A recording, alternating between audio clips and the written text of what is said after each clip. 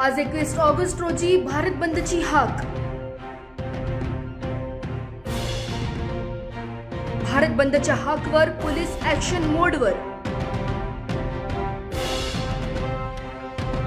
स्टेशनच्या मागील गेटवर सकाळी ऑटो चालकांवर कारवाई।